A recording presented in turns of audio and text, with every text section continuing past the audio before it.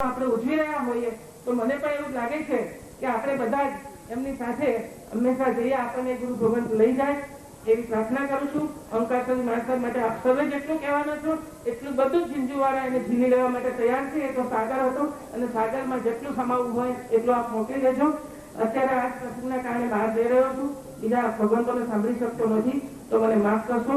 આવતીકાલના પ્રસંગ માટે મારે જ્યારે જવાનું હોવાથી હું જઈ રહ્યો છું.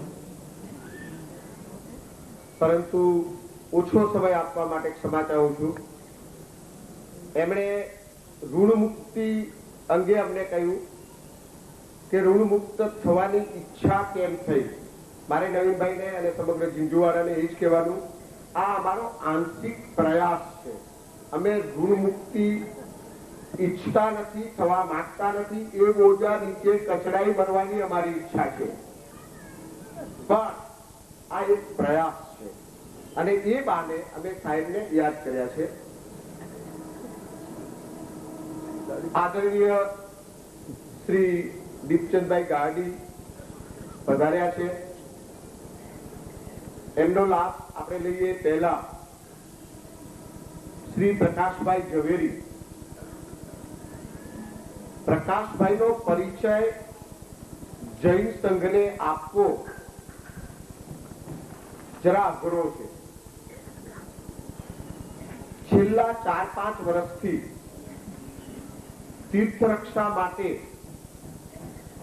ભારતના દરેક ખૂણામાં સતત ઘૂમતા એક પ્રવાસી સુશ્રાવક તરીકે હું એમને ઓળખું છું. ગમે ત્યારે કોઈ પણ આચાર્ય ભગવંતના ચરણમાં બિરાજમાન એ સુશ્રાવકનો મને પરિચય છે. શાસનના તમામ પ્રશ્નોમાં ઊંડું ચિંતન એ એમની વિશિષ્ટતા છે. કોઈ પણ મુદ્દા પર સુસ્પષ્ટ વિચાર, એનું નામ પ્રકાશભાઈ. શાસનદેવને હું આ ક્ષણે ચતુર્વિધ સંઘની સાક્ષીએ પ્રાર્થના કરું કે આગામી વર્ષો સુધી પ્રકાશભાઈ અત્યારે કરે છે એવી શાસન સેવા કરતા રહે. શાસનના તમામ પ્રશ્નોમાં એમનું ચિંતન ઉપયોગી થાય. એમની જે તીક્ષ્ણ અને તીવ્ર મેઘા છે તે શાસનના દરેક પ્રશ્નોમાં, ખાસ કરીને તીર્થરક્ષાના પ્રશ્નોમાં આપણને ઉપયોગી થાય એવા શ્રી પ્રકાશભાઈ છેલ્લા દશકા વિશે અને તેમના કાર્ય વિશે, અથવા જો કે એમને કોઈને એજન્ડા હું આપી શકું નહીં, તે મુક્ત મને શાસન વિશે થોડીક વાતો આપ બધા.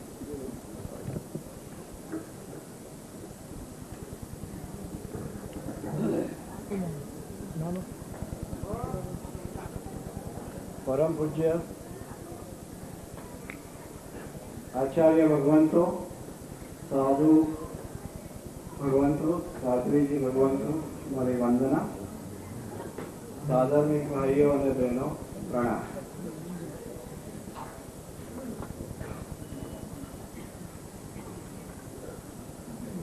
સેવંતીભાઈ જે પણ કંઈ બોલી ગયા એને સિરિયસલી લેતા નહીં.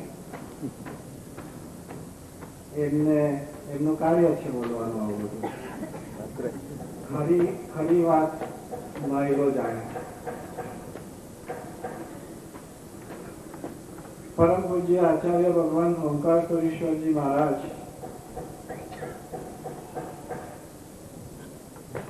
ના પવિત્ર પૂતગલના પરમાણુઓ મને સ્પર્શી શક્યા નથી, એનો મને બહુ ખેદ છે. કોઈ ખોટી વિચારધારાથી અને ભ્રમણાથી હું અનેક વર્ષ પરદેશ રહ્યો હતો. એ દરમિયાન એમના શાસન પ્રભાવક કાર્યો ઘણા થયા.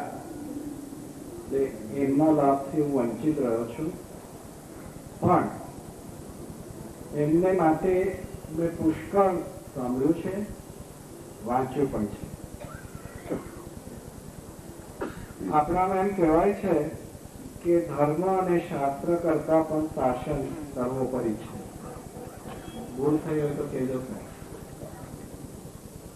અને એ સર્વોપરી એવા શાસનની એકતાને માટે એમને એમના જીવનના અનમોલ સમય વાપર્યો અને મને કહેવામાં આવ્યું છે કે એમને જ માટે એમને દેહ છોડ્યો. આપણું શાસન જો એક નહીં હોય, એકત્વ અંદર નહીં હોય, તો શાસનનું દીપ જળશે પણ ઝળહળશે નહીં. એ કારણ કે ભગવાને કહ્યું છે કે આખા પંચમ કાળ દરમિયાન મારો ધર્મ, મારું શાસન રહેશે જ, પણ આપણે એને ઝળહળતો રાખવાનો છે. અને એને માટે આચાર્ય ભગવંતે જે કાર્ય કર્યું છે એની અમરગાથા કોઈ દિવસ ભૂલાશે નહીં.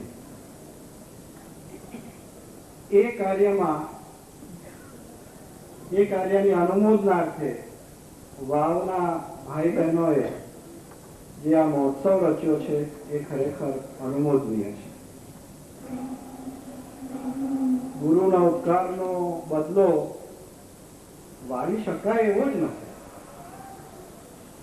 મહારાજ સાહેબે કહ્યું, ભગવાન પ્રત્યેનું બહુમાન અને ભગવાનના સાક્ષાત પ્રતિનિધિ પ્રત્યેનું બહુમાન આપણી નસે નસમાં વીણાઈ ગયું જ છે અને વીણાઈ ગયેલું જ રહેશે. એમના પ્રસંગો ઘણા મહાનુભાવો કહી ગયા. મને અંદર આવતા આવતા મારા વડીલ જયસિંહભાઈ એમને કહ્યું કે વૈશાખ મહિનામાં 2044 આચાર્ય ભગવાનને કોઈએ પૂછ્યું કે આપણે શું કરવાનું, તો એમને કહ્યું કે આપણે બધા ભેગા મળીને રડીએ. કેમ રડીએ? કે આપણી શાસનની શું પરિસ્થિતિ છે. ઓમકાર સૂર્ય આચાર્ય ભગવાનના ઋણની આંશિક મુક્તિ પણ જોઈતી હોય સેવંતીભાઈ અને વાવના સજ્જનો, તો શાસનને નીચું પડતા જોયા નહીં કરતા. એમના ઉપકારનો બદલો વાળવો હોય તો શાસનની સુરક્ષાને માટે સાધુ સાધ્વી ભગવંતોને પેસિવલી નહીં, બેસી રહીને જોઈને નહીં, પણ સમય આવે ત્યારે ખડે પગે ઉભા રહીને આપણે જો કામ કરશું તો શાસનની એકતા માટે આપણું કંઈ પણ યોગદાન થશે. આચાર્ય ભગવાનનો પાસે હું આજ્ઞા માંગુ છું કે થોડું ઘણું નહીં ગમે એવું બોલું.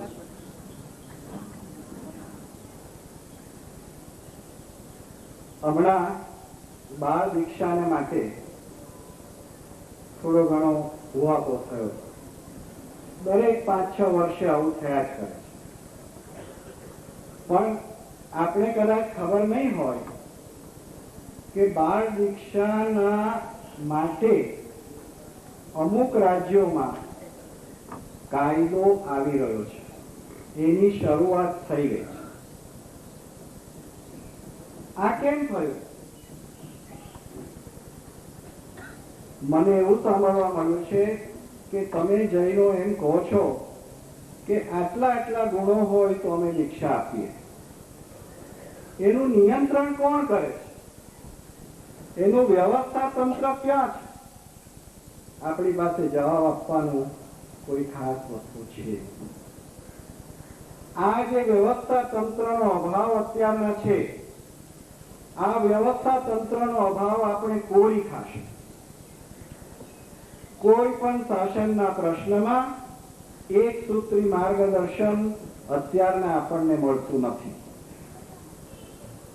કોઈ પણ શાસનના પ્રશ્નોમાં વ્યવસ્થા તંત્ર જે હોવું જોઈએ એની ઝાંખી પણ અત્યારના નથી. આચાર્ય ભગવાન ઓમકાર સુરીશ્વરજી મહારાજા જેને માટે એમને દેહ આપ્યો, એ વસ્તુ આપણે જો બરાબર સમજતા હોઈએ તો, અને એક નાના અભૂત શ્રાવક તરીકે, મારાથી તો કઈ વધારે બોલાય નહીં, પણ દરેક શ્રાવકની હૃદયની વેદના હોવી જ જોઈએ કે મારા શાસનને અસ્તવ્યસ્ત થતું હું જોઈશ નહીં. અહીંયા બેઠેલા બધાને મારી પ્રાર્થના છે કે હવે સમય આવી ગયો છે કે અમે તો શું કરીએ, બીજા બધા કોઈ માનતા નથી, અમે તો શું કરીએ, આવું કરીએ તો બીજાને ખરાબ લાગશે, અમે તો શું કરીએ. આ કાળ એવો બાક્યો નથી. જો આમ કરી કરીને આપણે બેસી રહીશું તો કાળ એવો પાઠ છે આપણી સામે કે એની સામે આપણે ઊભા રહી શકશું નહીં. એટલે થોડી ઘણી મારી હૃદયની વેદના ઠાલવવા માટે મને આ ક્ષમા કરજો. પણ મને બરાબર લાગે છે કે જો એમના ઉપકારનું આપણે ધ્યાન રાખતા હોઈશું તો આપણે સજાગ રહીશું, આપણી સાથેના બધાને સજાગ રાખશું અને શાસનની સેવા કરવા માટે શાસનને સર્વોપરી માનીને, સમુદાયને નહીં, શાસનને સર્વોપરી માનીને આપણે શાસનની સેવા કરશું. વધારે પડતું બોલાઈ ગયું તો આપ સૌ કોઈ એવી વ્યવસ્થા કરો કે જેનાથી આપના હૃદયમાં વેદના છે તે દૂર થાય અને આપ ઈચ્છો છો તેવી શાસન વ્યવસ્થા થાય. વિકાસ આચાર્ય ભગવંતો પણ આજે જે રીતે સાથે છે, છેલ્લા 10-11 વર્ષથી સાથે છે, આપ સૌની સાથે જ છે, આપણે સૌ સાથે છીએ. ચાલો શાસન પ્રભાવના કરીએ. ગઈકાલે 4:30 વાગે કોબા પૂજ્યપાદ આચાર્ય ભગવાન શ્રી પદ્મસાગરજી મહારાજાના દર્શને જવાનું થયું, વિનંતી કરવા જવાનું થયું. કહ્યું વાવવાળા ઓળખી ગયો.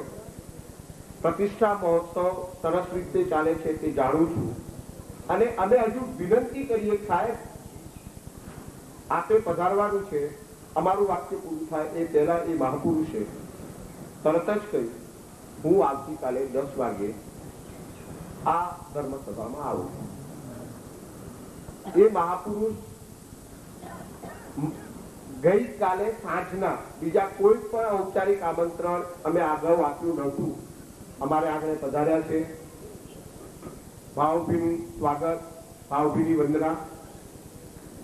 આચાર્યશ્રીના અને એમના સંબંધો વિશે એક જ વાક્ય કહીશ કે જયારે ઓમકારસુરી આરાધના ભવન સુરતમાં બનતું હતું, વાડીમાં પૂજ્યશ્રી પાસે ગયો, સાહેબ જરા ભવન, એ મારો મિત્ર હતો, ચાલ ભવન જોવા આવું. અને એ જ ક્ષણે ભવનમાં એમણે પાવન પગલા કરેલા. આવા પરસ્પર મૈત્રી ભાવવાળા એ મહાપુરુષને સાહેબ વિશે સાંભળ્યો. શ્રી પદ્મસાગર महाराज। मेरे कोई फॉलोवर्स तैयार हो, मेरा जय जयकार बोला जाए। प्रवचन देने के अंदर एकमात्र परमात्मा की भाव करुणा कि मैंने जिस परम तत्व को प्राप्त किया, जगत की सभी आत्मा इस परम तत्व को प्राप्त करें। आपको परमात्मा बनाने के लिए ही परमात्मा ने प्रवचन दिया। जगत के सभी दुखों से आत्मा मुक्त बन जाए। परमात्मा की धर्म देशना को, परमात्मा के शासन को, इसकी परंपरा को जीवित रखने वाले परंपरा में ऐसे महान आचार्य भगवंत हुए जिन्होंने अपना प्राण दे करके आपको जीवन दिया है, जिन्होंने अपना पसीना उतार करके महान कष्ट सहन करके परमात्मा के शासन को सिंचित किया है, जीवित रखा है, उसे सक्रिय रखा है।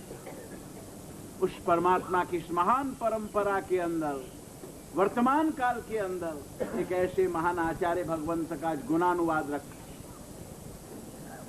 कि जिन्होंने अपने जीवन के अंदर बहुत कुछ अपने क्षेत्र में कार्य किया। आचार्य भगवंतों का जीवन ही शासन को समर्पित होता है। कई विशिष्ट गुण उनमें थे, हालांकि मुझे मिलने का 3 बार यह अवसर मिला।